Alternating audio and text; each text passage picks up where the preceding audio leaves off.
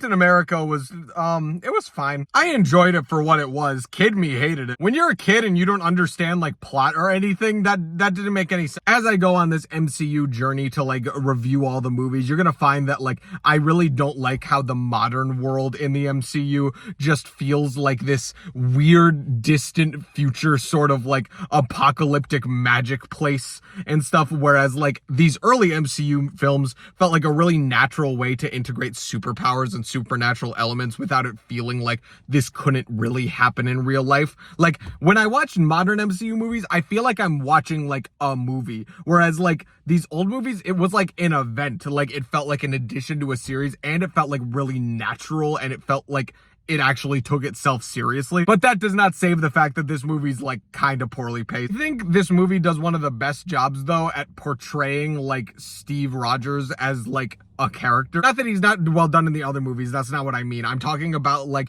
the choices they make with like conveying to the audience what type of person he is like really, really well done. You can't come out of this movie not liking him and Peggy are cute. Him versus Red Skull is fine. Like all that stuff is like well and good and all. The action was very underdeveloped in this movie, but you know, they were still finding their footing. I can imagine it's a lot harder to choreograph a guy who's like a martial artist with a metal frisbee rather than like programming like an entire mech suit for Iron Man. I can imagine why Iron Man would have more creative choreography options, but they like totally fixed that problem in later MCU movies. It is like a solid movie. It's a little boring at times, it's poorly paced, but like a lot of the best content in it is arguably some of the best content in the MCU even to this day. So I can't be too hard on it.